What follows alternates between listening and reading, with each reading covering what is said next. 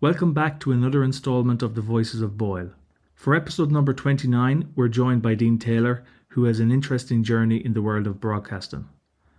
Dean currently works for NBC as a cameraman, travelling to war zones and conflict areas, capturing stories and events that have shaped our world. Dean shares his experiences working in the studio and on his travels to places like Iraq, Syria and the Ukraine. He also recounts some intense moments, like being close to the action during a massive explosion and the importance of staying open-minded in a world filled with diverse perspectives. Join us as we dive into Dean's fascinating career in broadcasting and get a glimpse into the challenges and triumphs he has faced along the way.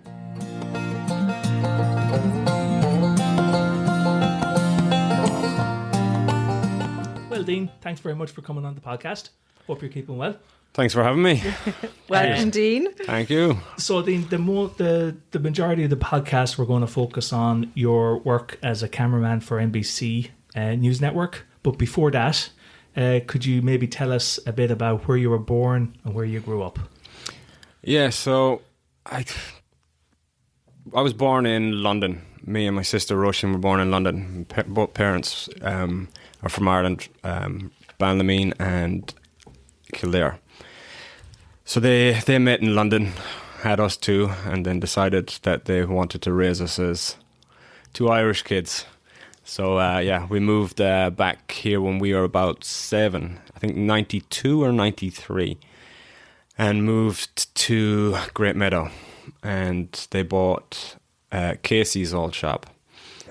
And it was famous for their ice cream. That's right, yeah. So that was Paddy Casey's shop, which I remember from the 80s. Yeah, we bought the house and the shop, and they ended up moving next door. So I can't really remember, I was only young, but I think they used to come in and help out sometimes for the first few months at least. And then, I went to the primary school, St. Joseph's then. And that was fun. That was back in those days especially. Yeah, that was early 90s, so it was... Yeah. I think I came in second class, second class. Oh, so you came straight in at that... Yeah, okay. At that level, so I missed... What was that like? Can you remember joining a new school at that age? Yeah, because, coming from London as well. Yeah, with a little English accent, and I had to lose that pretty quickly. But, it was... Yeah, because there wasn't many when we moved, and... It was all right. Yeah. I mean, because I played a lot of football, you kind of made friends through football really quickly. Yeah. I remember we would go into school 45 minutes early just to go up and play football up the pitch. Yeah. I had no interest in going into the classroom, but you remember the green uniform? Yeah. Was it green? It was a green jumper. The green tie. Yeah, and then the grey bottoms. Well, they were and they brown. were black. Yeah. They were destroyed. Yeah, it was good. Back when you could just roll around in the mud. Exactly. Yeah. So growing up in London, then up until you're 7, you have a lot of memories, can you, from back in those days? Yeah, it was all, everything was football. That was it. Well, soccer, football. Yeah. So we lived close to Highbury, so I was still am Arsenal fan. Yeah. And used to go down there and play, and then I was playing for, I think it was the under 12s or under 10s, one or the other. Okay. Yeah, and that was it. And then we kind of got more into the karate and stuff like that. Mm. And Dad was working for NBC at the time. I think actually first he's trained as an electrician, and then he was working in a hotel, and the hotel was underneath where the bureau for NBC was, and he would go up and do some maintenance every now and again, and they would keep bringing him up to do more and more, and eventually they were like, look, we want to take you away. And they basically trained him up on a whole bunch of different courses, and then he was, I guess his role would have been an engineer, but any big locations he would go and he would build the sets, he would build the bureaus all around the world. He was been all over the world building bureaus. Fantastic, Dean. So that's how that started. Yeah. I would have, only as a kid, I would have helped him, carrying boxes and stuff like that. But it was at an early age I'd seen all this. I thought, wow, this is different. But I didn't know anything different at the same time because I seen all this all the time. So it was. And would he come home then with like mad stories of, I was here and there, and places obviously information wasn't accessible as it is now. So I mean, back then it was just probably looking at a map and you were like, oh, Dad's here, or crazy stories, I'd say. Yeah, I mean, he went over for when they Saddam Hussein, it all fell apart there, and he was over and he came back with like one of his berets and all this sort of stuff. That was like they got into one of his palaces. I think the bathhouse or something like that it was called. So they went in there. Now it's a green zone for the US military. So he was all in there, and that was back in, was that the late 90s or? I think it might have been. I can't remember. Yeah, I can't remember exactly. I remember when it happened, obviously. Yeah. When they got But yeah, he has all these little bits from all over the world. Different souvenirs. Parts of the Berlin Wall and wow. all kinds of stuff. And so obviously little did you know back then, seeing your dad doing all this stuff, that you were eventually going to follow in his footsteps. Yeah, I think there's a picture at home of him on the Colosseum, on the highest point of the Colosseum, mounting a camera on the top of it, no harness, no anything. He's there with a ladder on the side of the Colosseum. Like they obviously not off from the ground level, but he got up there and he's dangling off the edge, mounting a camera up there. Okay, that's pretty cool. It's different. Yeah. And Dean, did you back then did you know what you wanted to do when you finished school, or was it just a gradual thing? Well, the first time I kind of knew, I think I was 12. So I can't remember when Diana died. 95. It might be 97. I think it was 97. I think I was 12, and he was always over and back because the shop wasn't doing so well, and then he decided he'd go back and start doing more freelance work with them, and he'd come over and back, and he'd maybe spend 3 months at a time over in London, and then come back home. So he was over there and she died. And I don't know why or what I must have been just over with him. And that happened. And then they asked me, would I help out just like as a runner? So I would just get like help carrying boxes, chairs, whatever was needed. And I seen all the cameramen bringing in their gear and setting it up. And you were 12. I was only 12. Wow. And they were paying me $100 a day. So that was the Princess Diana death was your kind of introduction. It was either the death or the year anniversary. I think it was the death, but it could have been the anniversary. I don't know why 1995 is stuck in my head. Carlo has a thing for dates for everyone that's listening, and he rarely gets things wrong. No, I know. So I'd be surprised. Well, I usually get them wrong, so all my dates are going to be off. I don't know why it's 95 is in my head. We'll have to check it up afterwards. I'm crap with them as well, but if I had to pick, it would be 97. That's fascinating, though, that and you were paid back then £100 a day. Yeah, I think I did like 5 days on it, but still £500 to a 12-year-old. To a 12-year-old. It's probably slave labour back then. But new PlayStation. Yeah, I know, right? Oh my God, yeah. But yeah, I seen this. It just looked amazing. All these big lights everywhere hanging. I was like, yeah, I could do this. So it was always in the back of my mind.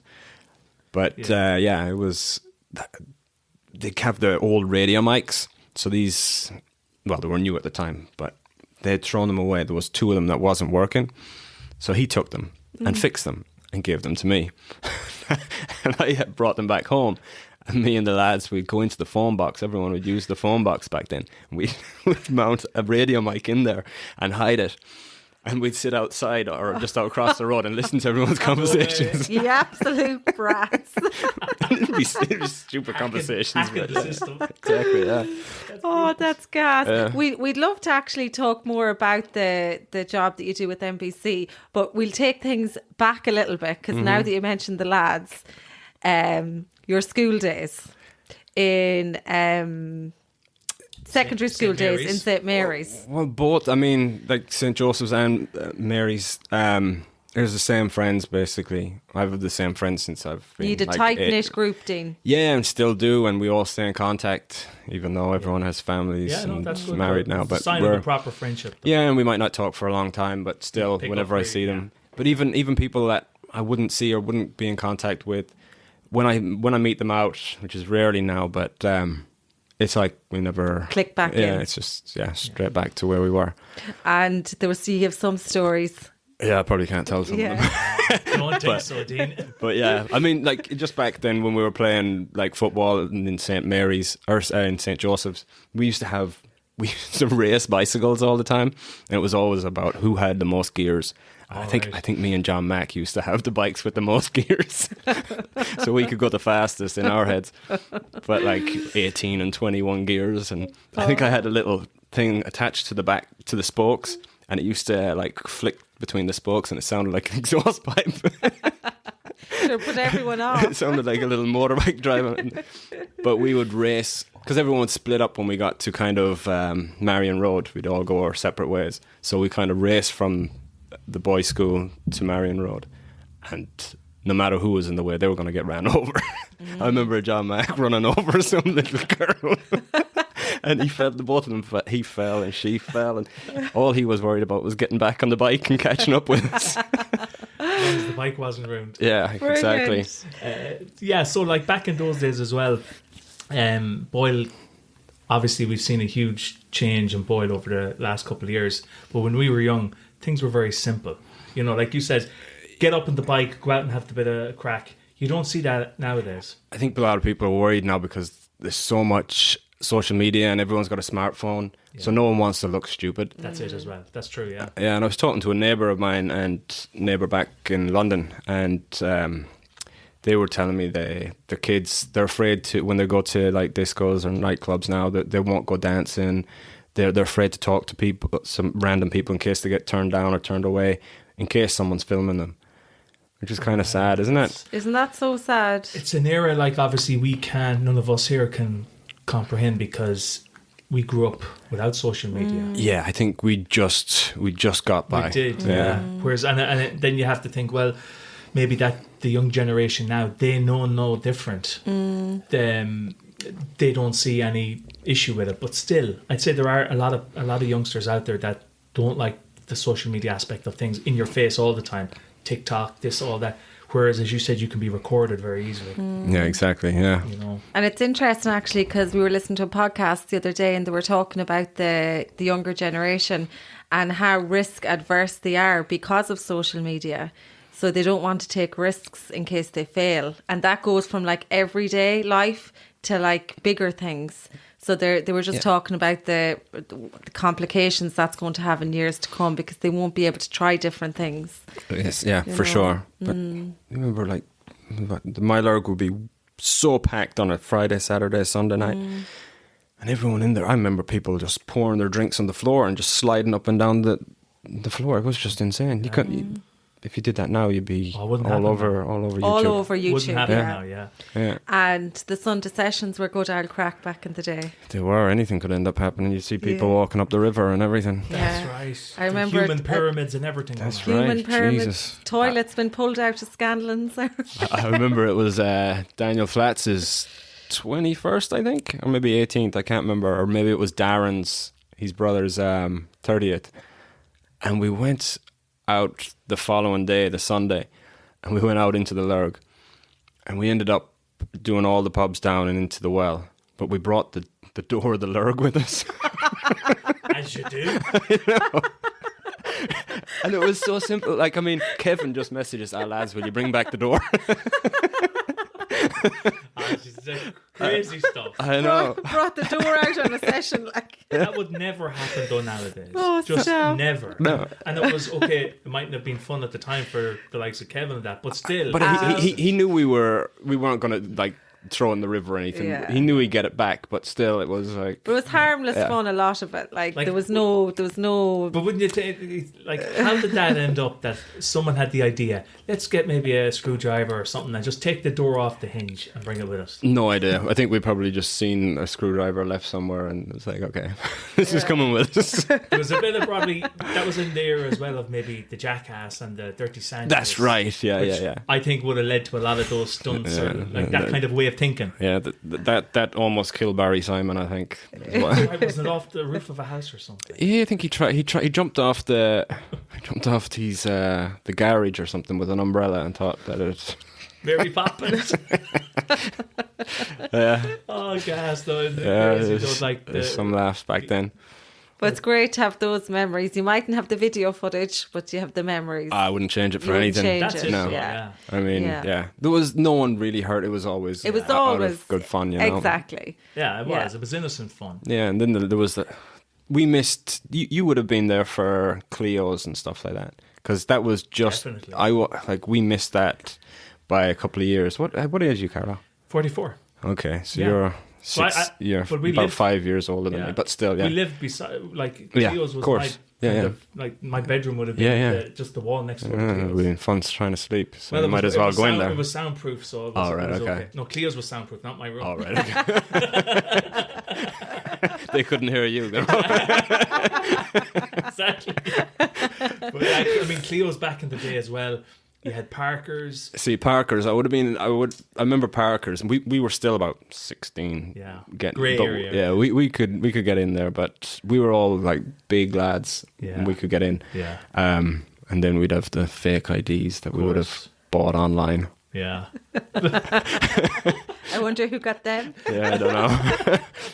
But yeah. Yeah, because you had obviously Parker's, Cleo's, and I think was there at the same time. I know there was a transition period between Parker's, and then that kind of went away, and then Cleo's came into full effect. Yes, see that. Yeah, I remember because I think Cleo's was first, and then Parker's, and Cleo's closed down for a while. I think there used to be a lot of trouble there. Yeah. And then that big stairs, people were falling down it all the time. Plus, back in those days, But then it opened again, but it was opened under another name as well. Oh, that's right. Oh, There was a restaurant up there as well, I think, at some stage. Tapsters. Melanges, wasn't it? Melanges. Tapsters. Yeah. I think it could have been two of them. Yeah. It might have been two different owners at one stage. Because they did bring back the nightclub, is right. They had the DJ at night time. Yeah. Yeah, that was back When in Peter 2000 Tapster had it, no? Yeah, Peter Tapster, and then you had the Melange after Melange. him. But that was Peter Tapster was Early 2007, 2000s. 2007, Was it? and then 2008 was kind of Melange 2009, Oh, I thought and it then was you earlier. kind of fizzled out after Yeah, that. okay. But so when you were in school, Dean, Didn't spend much time in that school. yeah, for the time you were there, did you have any kind of idea or notions where you wanted to go afterwards? Had you plans to kind of follow in your dad's footsteps, for example, or was there anything else that you were really passionate about? I kind of always knew in the back of my head that I was going to work in TV, but back then no one knew how you could get into it, and none of the teachers would know, and I had no interest in any of the subjects in school. It wouldn't stay in my head. I couldn't sit down and read a book. I'd read a couple of paragraphs and I wouldn't even remember what I read. It wouldn't stick in there. And even to this day, it just won't stay in my head unless it's something I know and that I'm into. Other than that, it just won't happen for me. Yeah. So, but yeah, I mean, and the teachers let me know that as well. But to be honest, they did the best they could with me, I guess. With what they were working with. Yeah, and I just had no interest, and I had a little car back then when I hit about 16 or 17 when you can get a license. I think 16 maybe. I think 16, or maybe it's 16 when you can get a small bike license. But I had a little Peugeot 106. It was called a Kid, and it had denim seats in it, and it wasn't so cool, but it did the trick. And so that gave you freedom, Dean, that a lot of people at that age wouldn't have had. Yeah, so I would just sneak out of the classroom and just get in the car, and me and Thomas Casey or Neil McQuaid and Nicky Degnan, we'd just go for a drive to Sligo and then come back when school's finished. Because nowadays, everyone has a car, really. Yeah. But back then, very few. No, I think it was myself, Neil, and maybe Thomas that had cars back then. Yeah. And then there was nobody else. Maybe Tom McKeown, but yeah. So you hit off for the day to Sligo and We would, enjoy the day. Yeah, we'd have a bunch of lunatics driving around and be Joe Nicholson in the back making crazy noises. But yeah, no, it was a good time. But and again, it was all fun. Like, we didn't go out to do any damage. It was just having a laugh, and we just, it was all. And then Dean, how did you actually start getting involved in your line of work that you're currently in? So when I left school then, I was about 18, I think. I stayed back a year. I stayed back a class in primary school. So I think I ended up being about 18 when I left. And that was around, I think it was 2001 or 2002, I can't remember. But I moved to London then. It was actually, it could have been 2004, I think, because it was the Greek Olympics. And I went to London. My dad was working on the Olympics, and he went to Greece, and I just mined the house that he used to stay in. And yeah, I was about 18, and I started working with NBC as like freelance in a place like in the studio. It's called MCR, so it's where all the feeds will come from all the different networks. So you're sitting there and you're watching all the different news feeds from different networks coming in, and I'd be told, we need you to roll on, like, record this clip, and then it was all on these big tapes. So no discs back then, or no hard drives. It was all onto big tapes, and that's what's all stocked in the libraries now still. But we would, I'd be on the early or late shift, and you could see some crazy stuff coming in then. And that was back when the whole ISIS thing was kicking off, I think, and all the beheadings. So I'd have to watch it coming in, and I'd have to make sure it was recorded and make sure it was all done properly. So yeah, it was pretty gruesome. Intense. Yeah, we were all told that we needed to go for to sit down with someone, talk to how we're dealing with it. But I see it all as like a movie. I don't see it as real. And even to this day, when I looking through the viewfinder, it's I get closer to the action than I should probably, right. But I don't see the danger because I don't think of it as being real. Yeah. And do you feel like you're there, Dean, or do you feel like it's a different reality? Or sometimes I'll think I shouldn't be doing this, and that there's no need because it's never going to see the light of day anyway. Sometimes it's just too bad to put on TV that you can't. There's no point, but you still have to do it. And yeah, I mean, it's not up to me what gets aired. So all the fake news and all that sort of stuff, I'm just there getting paid. I'll film what I see, and then they'll put a narrative on that then. Yeah. But usually it has to be, it's all legit. So, it's not up to me. I'll do what I'm told and give them what you've got, and then it's up to them. Yeah, I'll do maybe a rough edit sometimes. That's it, yeah. But yeah, back then when I was in MCR in that studio taking in the footage, I would sometimes go out and help some of the crews, and then I knew, that's what I wanted to do. So I did that for a year, and then moved back home, and I applied for a course in Bray, TV and film. I was going to ask, what courses or training did you get maybe to kind of buffer up things? Yeah, so I did a course doing TV and film. And now looking back, I probably should have just stayed where I was, and I would have got more experience. But it was a decent course. I was down in Sligo one night during, I think it could have been one of the rag weeks or whatever it was called back then.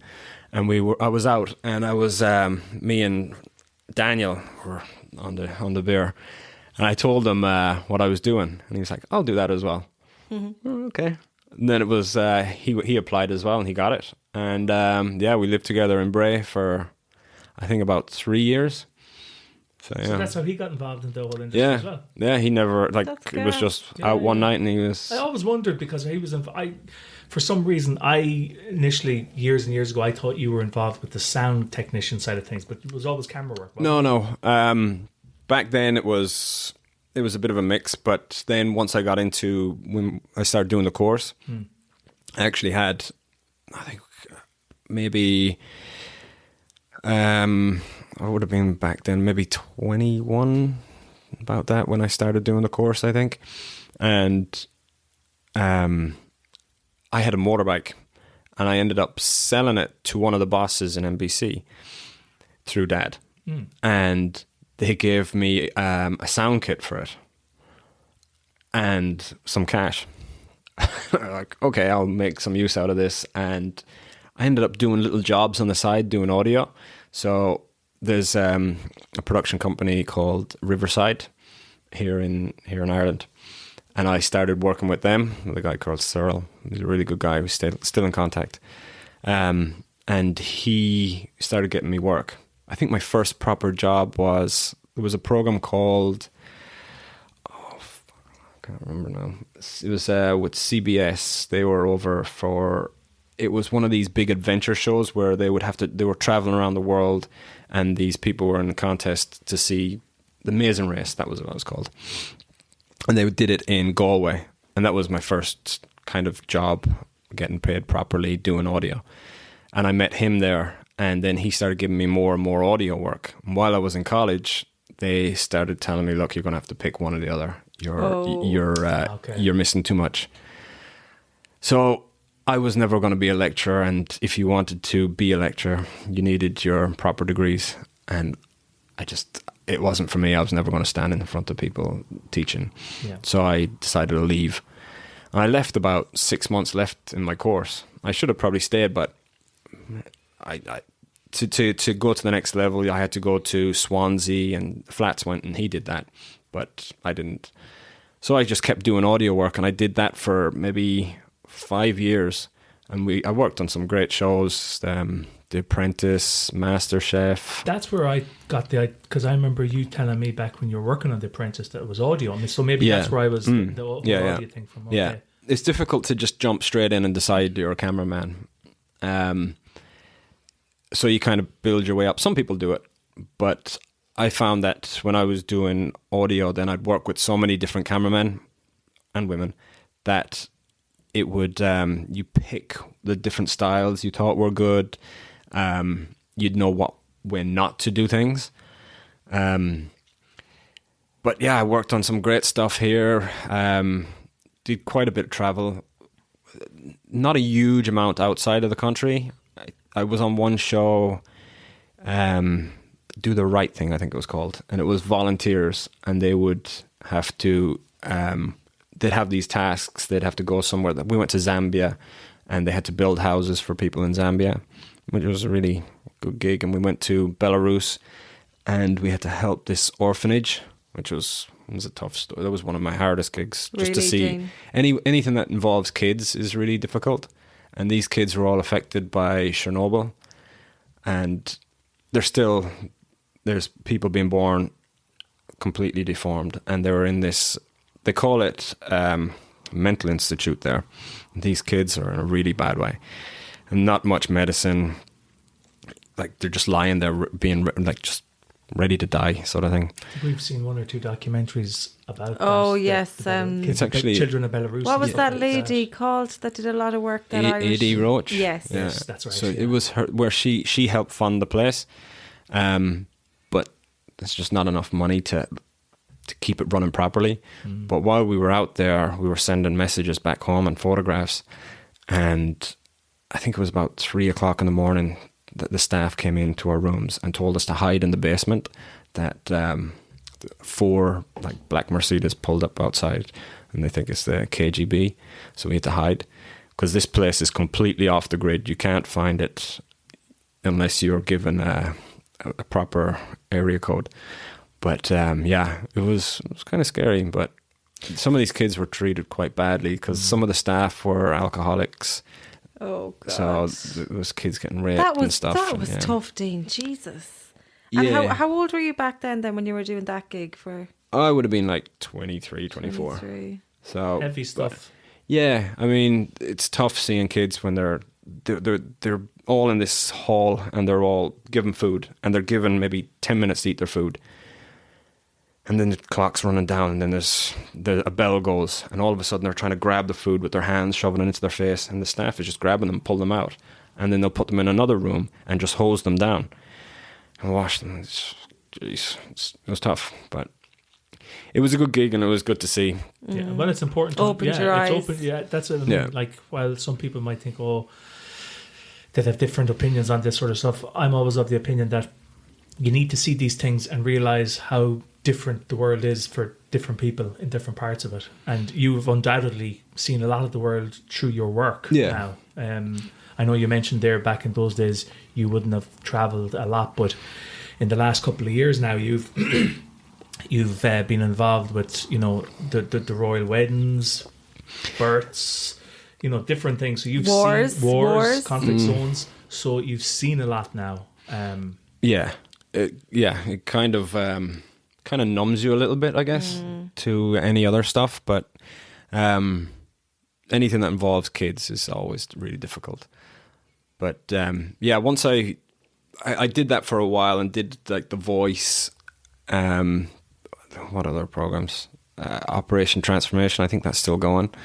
Which I started on, like, I think it was the first episode, the first series, straight through until about 7.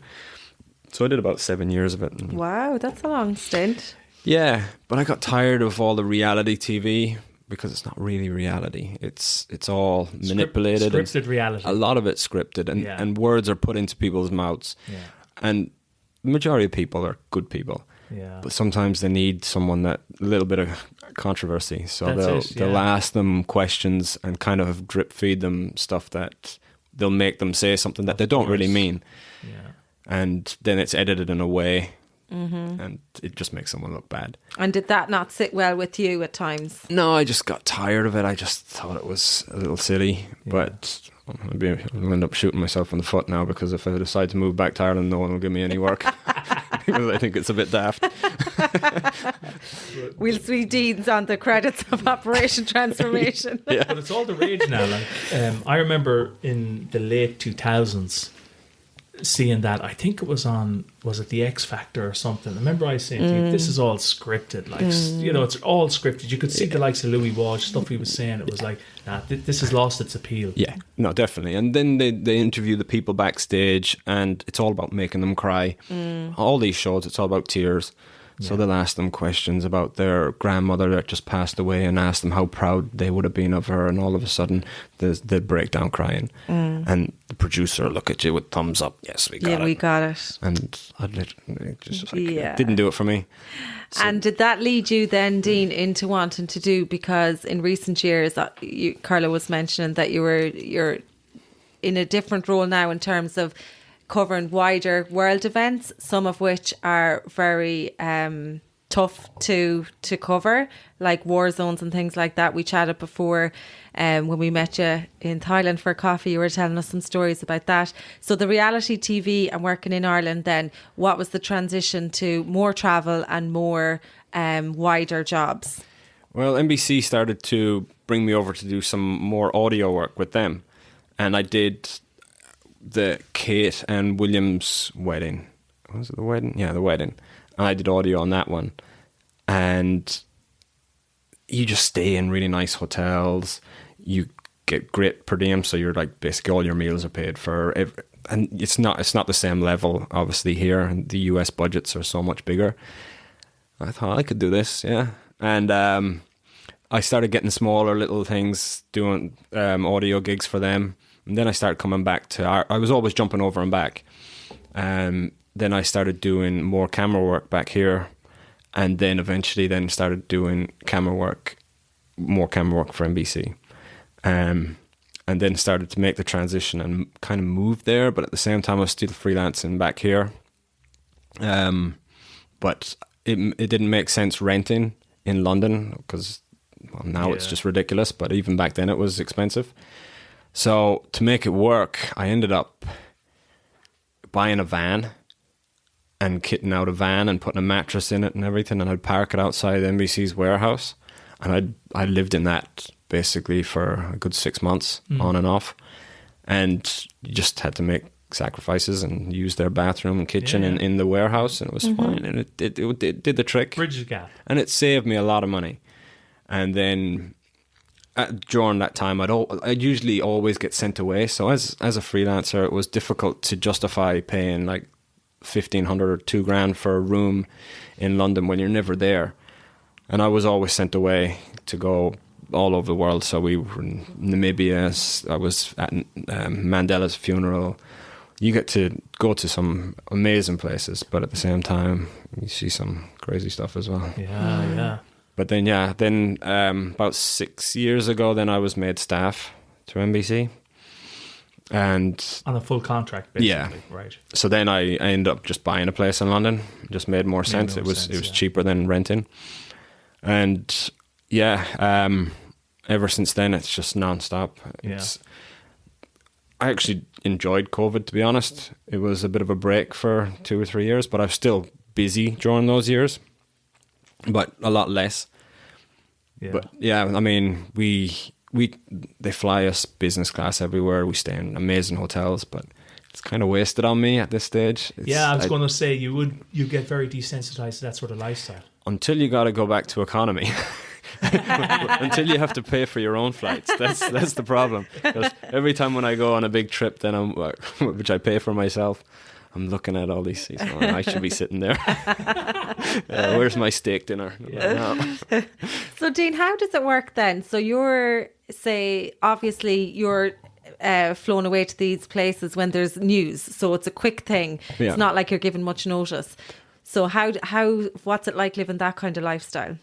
It used to be quite fun. It was like you're kind of like a secret agent sort of thing. You get the phone call at 3 o'clock in the morning that you need to be on a 6 a.m. flight to an earthquake in Turkey.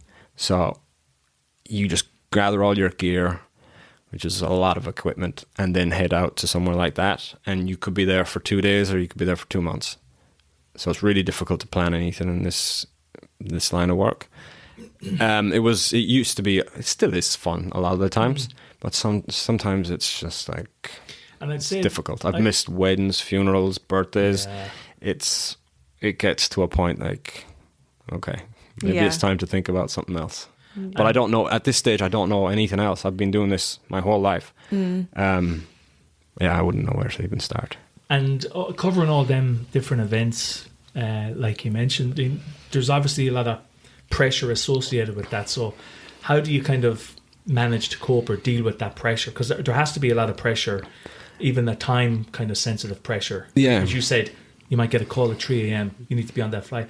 You have to think about all your gear, everything. And then, that has to be a stress associated with that. I'm pretty laid back about everything. I'm very stress free. But yeah, for sure, like we'll get the call, get on a flight, get to wherever, it could be Iraq, and we got to go and film straight away. So that's why they put you on a business class flight, so you can sleep on your way. And then I've got maybe 200-300 kilo of equipment that I've got to drag around. And now all of that equipment needs like basically a passport. So it's 3 hours in the airport getting everything signed off, and same on the way back. But the live TV can be stressful. Any little thing, like we use most of the time cell phones. So when you're on when you need to talk to New York, to the studios, to the people that are for the correspondence, they will need, it's called an IFB, it'll be in their ear, and they'll be speaking to the guys in New York, and they'll be asking them questions. But if that phone call drops out, you're basically off air. So there's all the stress of making sure everything works, everything's lighting is proper. And with the big networks, they expect like Hollywood sets almost now. So we're bringing tons of lights and multiple cameras, gimbals, drones, everything. And sometimes working for a lower budget is much easier because they don't expect all this. Because I will turn up and it'll look like a bloody circus with all the stuff we have. And then there'll be another network.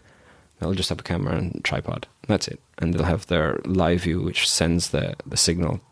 So, yeah, it can be stressful, but like it doesn't really faze me, to be honest. It's not heart surgery. I mean, no one's gonna die, hopefully. Yeah. And is there anything, Dean, standout moments from your work the last few years that you'd like to talk about? Yeah, I mean, I can talk about some of the war zone stuff. I won't go too deep into it, but that'd be interesting. But yeah, where have I been? I've been to Iraq, Syria, Ukraine just recently. That was probably the worst.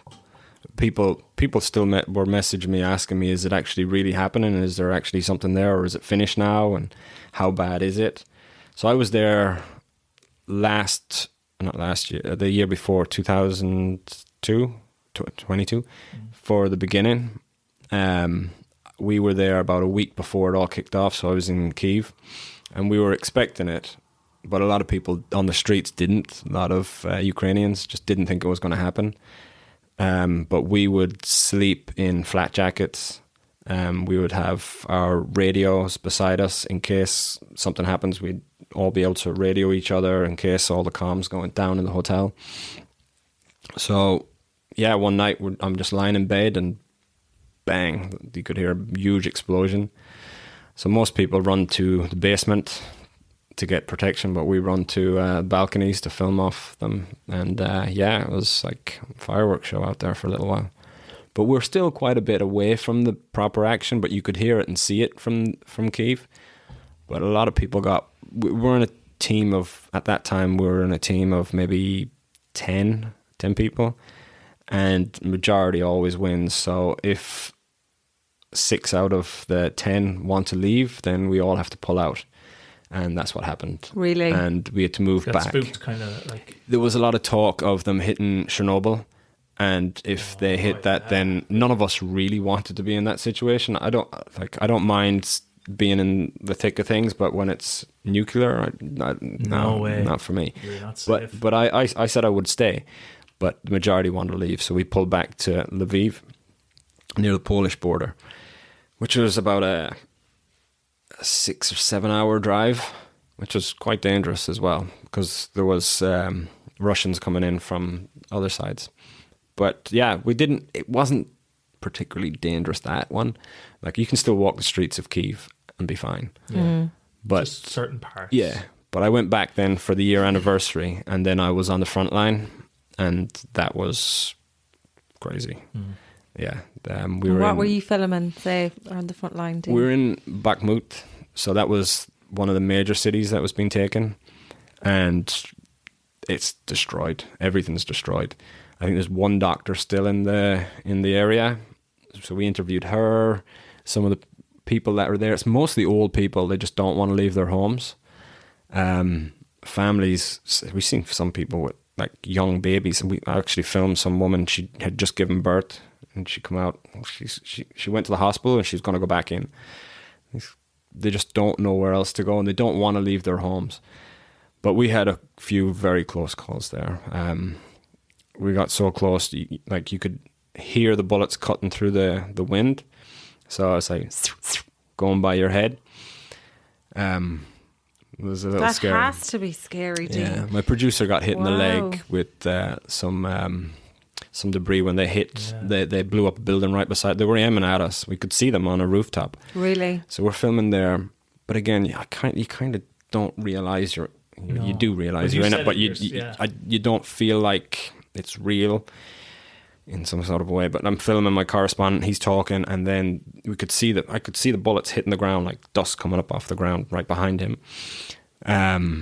So we had to pull right back then. Then they hit the building, and a big chunk of rock hit my producer in the leg. But luckily it didn't hit him front on. It just clipped his shin and cut his shin. So he was lucky. It shot by my head and hit him in the shin. Oh my God. So about another foot forward, I would have taken my head. That's exactly it, you see. How did you feel after that, like? It's an adrenaline rush. It's actually pretty good. I know. In a weird way, it's like a big adrenaline rush, and it's but I can see how people could get really used to it and really into it, and it's something I don't want to, but at the same time, you go back that night and it's like a proper, like a buzz from it. Well, if you as you know as well, famous war photographer Don McCullum. If you read his books or any of his stuff, he was involved for like years and years. He'd be in the thick of it in all these different wars. Yeah.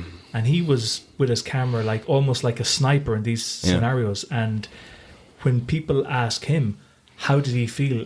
he kind of like said something along your lines. You don't know you're there. You're there to record and document because someone has to do it, unfortunately. Yeah. And just when you were talking there, it kind of resonated with what he said in his. Yeah, there's the guy that I took over from, Steve. He was a really good guy. He's still alive. He is a good guy, but a lunatic. And he's had 3 marriages. No one wanted to put up with his craziness. But he's filmed everything. He's done every war zone since Vietnam, and his stories are just unbelievable. But it comes at a price, and he would rather be in a trench in Ukraine right now than filming in the Maldives. He'd rather be in the thick of all the craziness. And that's what ends up happening to most people, and they get serious PTSD as well. Yeah, I'd say so, yeah. That adrenaline rush as well. Yeah. You know, they need to have some action going on, otherwise... Well, I can imagine, God, going from that on the front line, being shot at, and then going back in a 5-star hotel and just relaxing. It's like... Well, yeah, that's basically what happened. Yeah. Like, on the way out, we stayed in a really nice hotel. It was a good story. We stayed in a really nice hotel on the way out in Odessa. And that city was pretty badly attacked at the beginning, but they pushed them back. But we had this really nice hotel all to ourselves. I had the master suite because we wanted to film off the balcony and stuff. So my bathroom had a sauna and a jacuzzi in it. You told us this in Thailand. I did, didn't I? This Yeah. is very interesting. Yeah, this is very funny. So yeah, I decided I'm going to make use out of this. I'm going to have a sauna, and I put it on, and they have the leaves in there that you can hit yourself with for the aroma. But I didn't use it, so I just threw it on the ground underneath the sauna, which was a bad idea.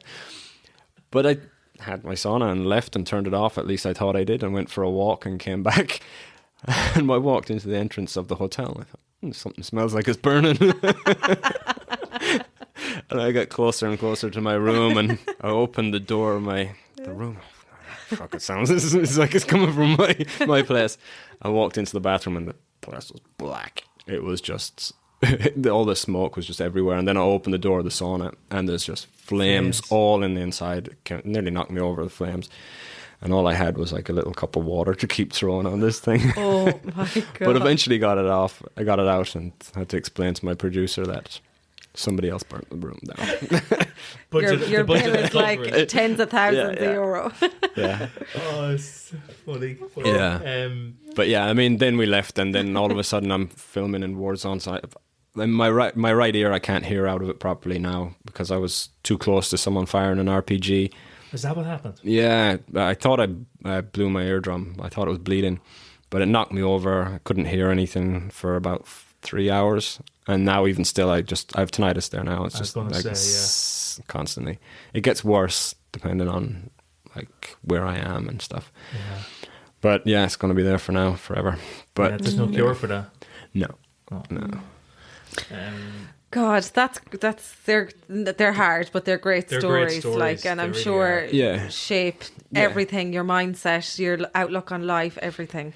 Yeah, for sure. I mean, if anything, it's taught me that I don't really need to be in the middle of that sort of thing anymore. I've done it now. It's ticked off the list. Yeah, maybe go back to doing something a little lighter. So, you know, 2 of your other passions in life are photography. Yeah. You have obviously a great eye for photography. You have a great Instagram channel going, and you're also into Muay Thai training. Yeah, so I started getting into, like, it's all self-taught, to be honest. So I just you can learn most of this stuff off YouTube, and you can ask random photographers online. Some of them will give you tips, some of them just will ignore you. Yeah.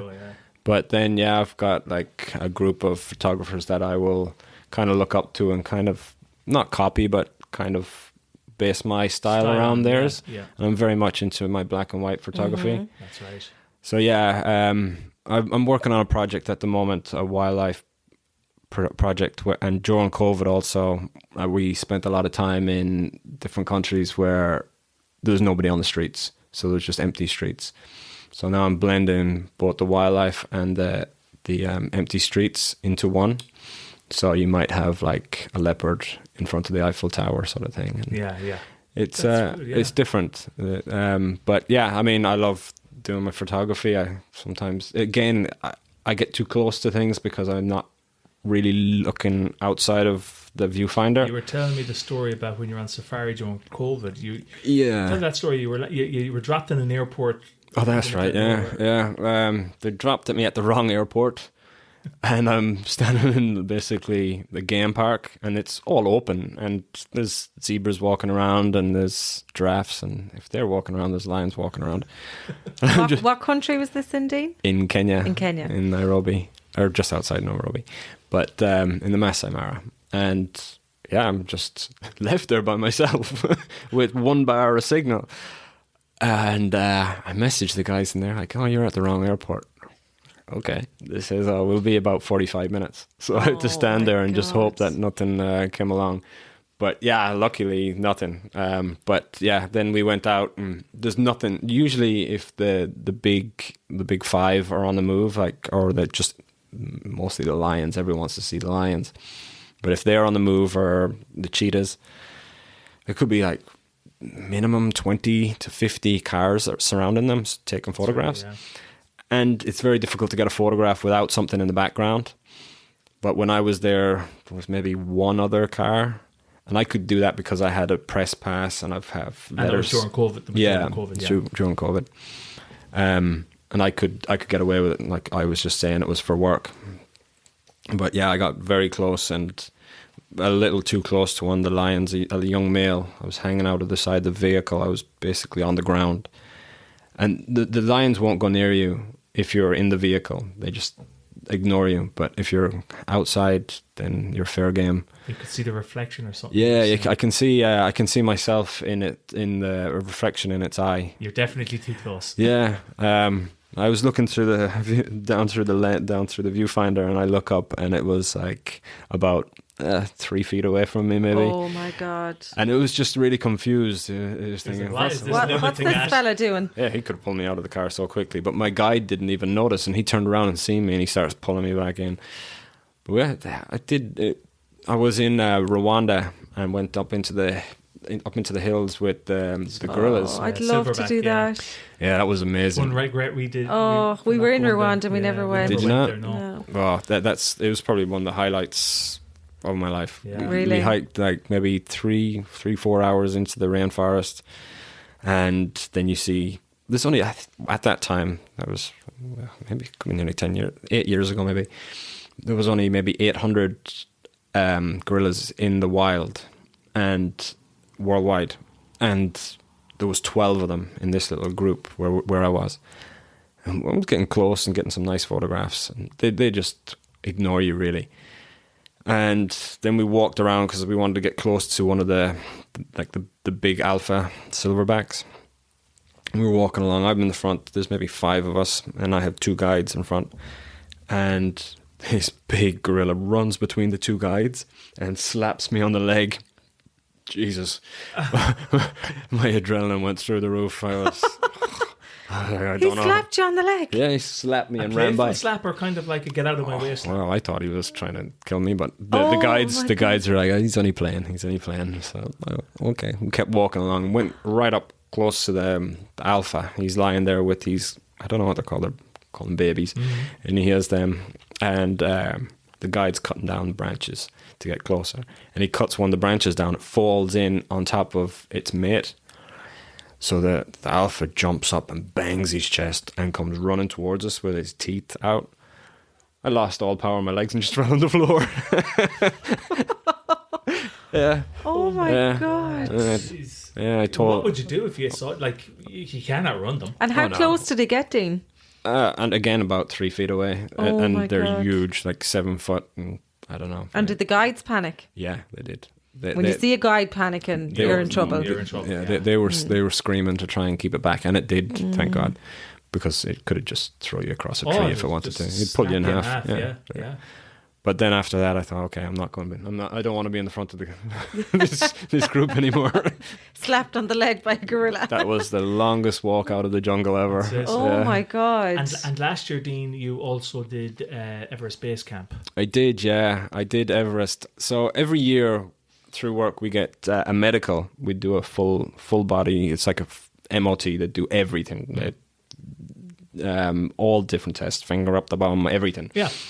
And after they says, right, we're going to send some of these tests away. And I wasn't feeling great at the time. And then I went and did base camp, which was, I think, about a 7-day up and 2-day down or something like that. There's a couple of difficult days, but I felt it a little more difficult than I thought I should, especially them 2 days. But when I came back, then I got results, and I ended up having a tumor. I don't know if I told you this before. Told us I haven't told too many people. So I ended up having to go to hospital and getting this removed, and then having radium and chemo for 6 weeks, I think. It was 5 days a week. And I felt fine. Well, actually, when I came back from Everest, all the skin on my hands and my feet peeled off like a snake. And like the doctors couldn't even explain it. They had no idea. But it hasn't happened since. But yeah, it was strange hearing a doctor tell you that. I was there by myself, and they tell you. But they said it was really small but an aggressive tumor. So they removed it, and they says, just to make sure, we want to give you radium and chemo. So I thought, I'll go along with it then. And I ended up having about 2 months off work. But I kind of self-medicated as well. So I didn't want to do the chemo. So I did it for about 2 weeks, and it just I didn't like it. Well, I don't think anybody likes it, but but the radium was fine. But I sourced some THC oil. Okay. And I microdosed on that. Right. And I would take like the size of a grain of rice. Okay. And it's totally illegal, but it fell into my lap. Yeah. And I took that every night before I went to bed, maybe half an hour. And if you woke up, you're pretty high. But went for scans, and they says everything's clear. Every couple of weeks you'd do a scan, and all of a sudden they disappeared, and they couldn't believe how quickly it went. And do you think that could have been attributed? Oh, 100%. Really? Yeah, definitely. Yeah. So how but long? all aches and pains, everything. I didn't feel sick, no matter the whole way through it. So I was fine. So when you were climbing base camp, you said you didn't feel well. Did you attribute that to maybe the altitude, or did you think it was something else that you just... I thought it was something else. I didn't really get any altitude sickness. Yeah. I got it when I got to base camp for a few hours. Right. And once I took the tablets then and started coming down, and it was fine. Yeah. But I was more out of... like my stamina wasn't much. I wasn't high at all. And when I came back to London, I just knew that I wasn't feeling great. And I was getting like an acidy reflux as well. And I get that anyway, depending on what I eat. If I eat like really spicy foods, I'll get it, which isn't great when I spend so much time in Thailand. But you know, you make some sacrifices. Yeah. But no, all clear and it's fine. But yeah, definitely, if you can, just get tested all the time. I felt pretty fit. I felt fine. I've been training all my life, and I've been eating healthy. I don't drink much, and it just happened to anyone, I guess. But. Yeah, it was luckily... You were lucky, caught it obviously in time. Yeah, I got it really, really early. Yeah. And if it wasn't for just doing these checkups, I could still be... It could be 10 years' time. The doctor says, look, we couldn't leave it, and you might be fine for 10 years, and it might get bigger. Or we can operate through your stomach, and you'll be left with a bag for the rest of your life. Or we'll do chemo and radium. And that's what I went with. And a bit of oil. Bit of oil on the side. Yeah. And Dean, how did it feel then when you got the all clear? Like I can't imagine. I knew it from day one. I knew I'd be fine. Yeah. I didn't feel sick throughout the whole thing. I was actually, when it all finished, I felt tired for about 2 weeks, but I was still going to the gym. I was still training. I wasn't able to work because I couldn't take on any jobs because the treatment, the radium would be in the middle of the day. Yeah. So I couldn't. It was a good excuse not to work. Well, a lot of people in that situation that are told by a doctor, hey, listen, you've got a tumour. Yeah. The instinct and the natural reaction would be maybe panic. Your mind can play some serious games, as we know. Yeah. So in your case, you didn't go down that route? No, not at all. I didn't panic at all. I mean, obviously my parents and family, uncles and aunties, and Roisin as well. Yeah, they all had a little panic, but no, I knew I'd be fine. I just knew I would, and I guess it was lucky. It wasn't particularly a bad one, but now I've just got to constantly get for the next 2 years. Well, I've got a year left, I think. This is basically a year gone already. But check up every 2 months, I think. Yeah. Which I've lapsed. I've let it slide, so I must actually get back in contact. That's a good lesson, But the guy that got the oil for me, his uncle had 3 huge tumours in his stomach, but this guy was a big guy, and he went to the hospital and they found the tumours and says, look, you're too big, we can't operate on you. You've got basically 6 months. So he started taking this oil and basically was high for 3 months. Went back to the doctors, they were gone. Are you serious? You see? Yeah, and they did it, and he's done it with his dog as well. His dog was sick. They told him the dog had a couple of months left. Do you want to put him down? No, give him this oil and his food, and dog lived for another 2 years. Yeah. It's and then it's the whole big pharma. They can't get any money out of it. Yeah, 100%. Yeah. And more and more people need to realise this. I think more people are waking up to alternative medicines. Yeah. Like, these alternative medicines are good, but not just by themselves. Sometimes you need to take proper stuff as well. Of course, everything in moderation, but of course, because we had a Liz Milham on and I actually listened to it. About the herbal medicine. Yeah. And again, it's just another tool that people should explore. But it's just frowned upon if you do it or tell anyone you're doing it. So when I was doing it, mum and dad, don't tell anybody. Exactly. Like, I don't. If it helps somebody, why wouldn't I? And if I can get it for somebody, then I will. Exactly, 100%. I mean, big pharma, as you said, can't make any money out of it. Yeah. Therefore, it's frowned upon. Yeah. But if it helps and works, for you, definitely, you have to go with what works. Yeah, definitely. So it's interesting though, because more people need to start, realizing that there are alternatives. Just looking for an alternative and know that it's out there. So obviously, like us, you spent a lot of time in Thailand. I did, yeah. Over the years. Before, I'll start at the start, I guess. Darren O'Flaherty went to Australia. I don't know how long ago, but him and his sisters went. And Daniel was telling me that he went to when they stopped over in Thailand for, I don't know how long, but when they stayed for a little while. And he told me that there was these camps you can go to and you can do like Thai boxing. And I did a little bit of Thai boxing in Ireland. I was training in Dublin when I was freelance, and I ended up meeting McGregor and got a kick in the head from Conor McGregor. That's my claim to fame. Really? Yeah. But mustn't be a strong kick though, then, dude, is it? No. I'm still a little wobbly. But he told Daniel about these camps you could go to in Thailand and do Muay Thai. And I decided after one show I did, I can't even remember what it was called, but I decided I'd take a couple of months out and go to Thailand and try this. Did no research, I found one gym, it was Tiger Muay Thai, and I said I'd go there in Phuket, and this is 2008, so I went, maybe it was 2009, and then I landed in Bangkok, didn't have any idea what the currency was, had no idea where I was going to stay in Bangkok, nothing. So I got off, asked the taxi driver to bring me to central Bangkok. He didn't know what I was talking about. So he brings me to a stadium in the middle of nowhere and drops me off.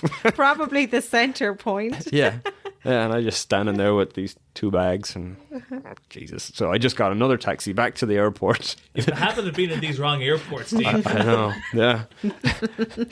Got the next flight straight down to Phuket and landed outside Tiger Muay Thai. Didn't have any accommodation, didn't have anything. Nothing at all. I had no idea what I was really doing.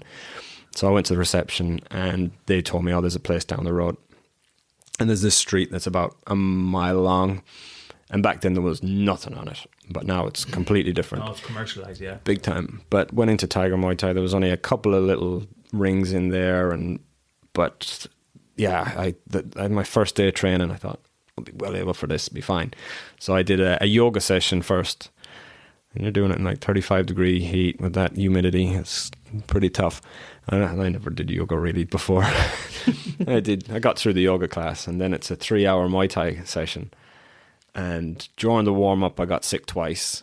And I thought this is a big mistake. I just after paying for like 2 months of training up front. And I pushed through, and I think I got sick maybe twice more.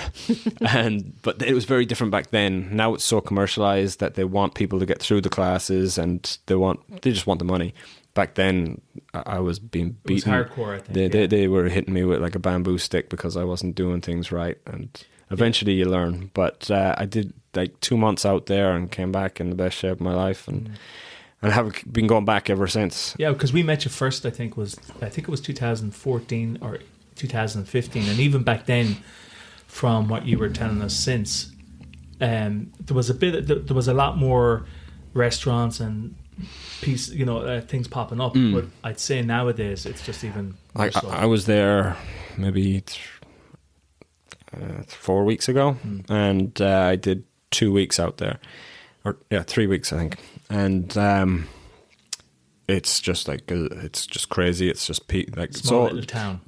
Basically, on this mile stretch, there's maybe 8 to 10 gyms, all healthy food, all proper legitimate massages, everything. You don't have to leave that street. Everything you need is there. If you wanted to, there's people from professional UFC fighters to professional boxers, world champions, there's CrossFit champions, and then there's people out there that just want to lose weight or put on weight. There could be there's 18-year-olds to 65-year-olds in these classes training. It caters for everything. Yeah, and I've seen some people out there. I seen just through I think Instagram or something. Some guy was out there. He needed to change his life around drastically, and he went out for 3 months and lost 25 kilo or something. Jeez. Yeah. Yeah. Isn't it a great facility to have, though, Dean, to have everything in the one spot? Because, like, you were coming, say, for the last few years from a very stressful job, so that was your way of switching off. It's like my meditation. Exactly. Instead of me. Because anytime we're in Thailand, you're there for some reason. Yeah, I know, right? It just seems to be there. Every time we go, we'll text Dean, see if he'll be there. And anytime I contact you on the thing, it's like, you're in Thailand, aren't you? Yeah. Yeah. So that would be your way, Dean, of switching off and coming back to... Yeah.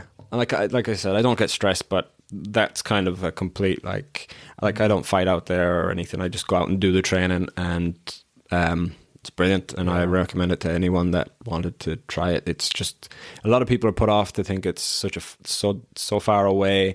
It's a different culture, but it's full. There's like so many Westerners there. Weird. It's maybe too many Westerners. I prefer now to stay away from the street, and I'll train there, but then I'll go stay somewhere else. Yeah. But I mean, everything you need. It is set up. It could change your life, literally. A lot of people have. Huge. And you're doing it in changes. such a healthy way as well. Like, you're combining, physical activity with healthy eating. Good weather. It's a great environment. And it's just far enough away from all the seedy craziness of Thailand. And it's about a 10-minute drive away from the beach. It's secluded away from all the... It could be right outside your house here. It'd be the same thing. It's... What was the name of the place we met you in February? Where was that we went? Rawai? Was it Rawai? Rawai, yeah. Which we hadn't stayed there before. Yeah. But that was really nice. Yeah, it's very busy Very there now. busy. A lot of Russians and Ukrainians have fled, and they've set themselves up there. Yeah. I think they've been given visas for there. Same with Vietnam. Yeah. So there's a lot there, and this drove the prices up quite a bit. Yeah, we noticed that especially because we weren't there since 2019, and we saw a big increase in overall price. It's still cheap compared to back home, but compared to it used to be, it's not. It's easily doubled since before the war and before COVID. I was out there a few times during COVID, and it was actually quite nice. All the beaches were empty and everything, But yeah, since then they had to hike the prices up to actually survive. Yeah. But yeah, no, I love it out there, and I'll probably go back in maybe November. I was just going to say, will the camps continue to play a part in your life and your way of switching off? Yeah, I mean, when I go out there, I can't just stop, because I go out there and I take photographs of the fighters. I do videos for them, and I can't go on a normal holiday. I can't sit in the beach. I can't just go for a walk. It's just I've got to. It has to be something active. And even now, when I go there, I'll train, and then in the evenings I want to be doing something. So now I just take photographs and videos, and I'll just edit them, and it just gives me something to do. It's that, or you'll just. It's hard to switch. Yeah. Some people find it hard to switch off as well. Yeah. It's very. But it's I really enjoy my job, what I do. So it doesn't feel like work. So when I'm out there, I'm basically working. Yeah. But it doesn't feel like it. So if anyone was trying to get into your line of work, what advice would you have for them if they were thinking of maybe getting involved in this media industry? It really depends if they wanted to get into camera work or audio, but you can do short courses now. You can learn an awful lot online. Yeah. I wouldn't recommend anybody to go to college for these degrees anymore. You can learn as much as you possibly can online, and then find someone that you can be a mentor for you, and just like be an assistant, be a runner. Just you can go like Daniel. Yeah, Daniel works on a lot of movies and stuff like that, and there's a lot of. I think you get more work there as a runner and assistant than you would in. Well, maybe in TV you would, but news is difficult to get into because they won't pay for your flights to go somewhere if you're an assistant, and we're really small crews now. But you'll learn a lot more on the job than you ever will in college. Of course. The only thing I would say is if you were to do a course as such, would you not have doors potentially opened to those avenues, as opposed to if you learn, which as you said, you learn the same online in a course, but you mightn't have the connections as such. Yeah, I mean, when you go through college, you'll be in college with other people, and they all have the same dream as well, and then they'll want to make like short movies and make little documentaries, and then you'll work together and you'll help each other on their projects. But you're all at the same level. You're all at the same level, Yeah. but then the people that were a couple of years ahead of you will hear of you, and they'll come look for people that'll help assist, and they'll ask, is there anyone that's a decent sound guy or lighting or whatever, or editor, and then they'll bring them out of college and get them on a few shoots. So I wouldn't say it's totally useless, but I still would just go out there, film, take photographs, whatever it is you want to do, and then just push your little portfolio to some production companies and say, look, I'll work for free for a few months, and just to get the experience. Because in your scenario now, with your kind of portfolio and experience, if you decided next year you wanted to cut ties and you wanted to go fully independent, you'd have a great platform and a great portfolio as such to do things on your own. Yeah, but this business is all about who you know, and you're only as good as your last gig. So if you screw up, people always remember that. They don't remember how great of a job you did before. It's always, oh, he kind of screwed that one up. Yeah. But, I mean, you'll get work.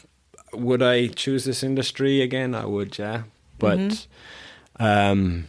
maybe not so much the journalist side. I kind of fell into that. I would have preferred to be more doing documentaries. But maybe that's something that I'll go down that line a little more. And would you prefer, if you had a choice going forward, if someone said to you, well, look, you can do the genre you like, maybe documentary work, but it can be photography or video, but it can't be both? I go photography, but the problem is the money is nowhere near as good. Yeah. And everyone has a camera now on their phone, and it's not the same. I mean, you can't blow up a proper picture. The detail's not the same. It looks fine on Instagram and Facebook, but it's just not the same. No. And you can manipulate the photograph to look decent, and now with AI, it's getting a little scary. I mean, it really is. You don't even have to have a camera anymore. You can just tell them what you want. You can just type into especially Photoshop at the generated film. Yeah, and when AI started off, people were really scared that all the lore jobs would disappear, like the people that are working in a shop or work in I don't know, McDonald's, whatever, that them jobs will all disappear. But they're the jobs that will stay because AI can't do them jobs. It's the writers, it's the of photographers, it's Creative that, people, like, isn't it? Yeah. even solicitors and all Doctors, that. Yeah, it's to a certain doctors. point. Yeah, they're everything's accessible Telemedicine now. is a huge thing in the UK. Is it? Yeah. So, Yeah. and we're going to be seeing a lot more of it in the future. Yeah. You know, which is scary. Yeah. So everyone has to kind of broaden their skills now And adapt. Yeah, you can't just be a one-trick pony anymore. But I did come across a very interesting quote, which I fully believe in, and it's that AI won't replace humans, but humans that use AI will replace humans that don't. That sounds about right. Yeah. Yeah, which does make sense. Yeah. So we have to adapt because it ain't going anywhere. AI will not go. ChatGPT and the likes will never not be around. Yeah. But if we don't adapt and learn to use it, well, you're going to be left behind, especially in the digital space. I think in the next 5 years, it's going to change so quickly that if you don't keep up, you're going to get left behind and you're going to be in the Stone Ages. Yeah. And it's kind of like the people that would refuse to use smartphones back in the day, or didn't want to use all the online banking and all that sort of stuff. Yeah. They had to rely on the younger generation. It's going to be, if you don't do it now, if you don't get in on it, you'll be left behind. You will. And on that note, Dean, what does the future look like for you then? Or do you have plans to continue to stay in the job, or do you have plans to pivot and do something else? Well, I got to be careful now. Yes, in case someone from my work is listening. You don't have to be too specific. No, I do enjoy what I do, but I feel like it's almost time to try and get out of the news side of things. I mean, I go to the Olympics, I get to see all these amazing places, but it's kind of wasted on me now. I'd almost prefer now to sell my place. Well, my place is for sale now. Oh, is it? Yeah, Right. so I'll sell there. I might buy something a little cheaper outside of London, so I always have a base. But I'll buy something probably back here and set myself up here and maybe jump back and forth. And would you choose Boyle or somewhere in Ireland? I would, yeah. Yeah. I want to be close to the family. Yeah. Good. If I was to live anywhere else, maybe Galway. But with what I do, I can base myself anywhere. Exactly, yeah. So And it's everything is like 2.5 hours away.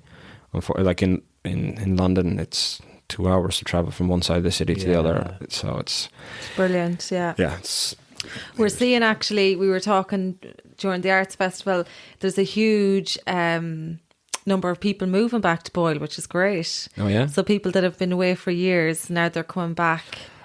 Young people, like, I in see their that. 30s. Yeah, you know. a lot of people disappeared and went to Australia and places like that, and then your parents start to get older, and you want to be back closer to them. And so I think it's bringing a renewed sense of energy and eyes to the town, which is brilliant. It's always good.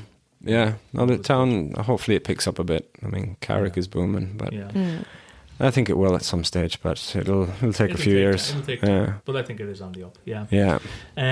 So before we wrap it up, Dean, is there anything that you'd like to touch on or talk about that we haven't already asked?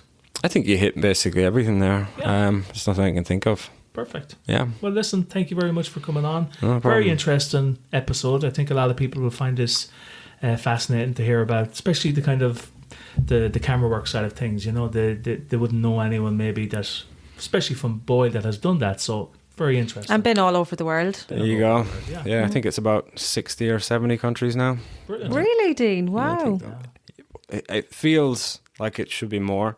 Yeah. With some of You'll the people probably I go back work to the same with, places but, though multiple times as well. This is it. Some people I work with have done like 120, but I prefer to go back to these places on my own dime and actually experience it my own way. Yeah, exactly. With not having to carry all this equipment around with me. Yeah. But it's all good. Well, cheers, Dean. And I very think much. we'll make a pact that we'll come back in 5 years' time. There you go. Yeah. And see how AI has changed things. Maybe we'll have like little virtual versions of ourselves chatting. Exactly. Yeah. But it'd be interesting to see. Nice one. Perfect, Dean. All Thanks right. very much. Thank you, Dean. guys. All right. Bye-bye. And that's a wrap for today. Thank you so much for listening, and I hope you enjoyed the episode. If so, we'd really love if you could share the podcast on social media. You can find us on Facebook by searching for Voices of Boyle.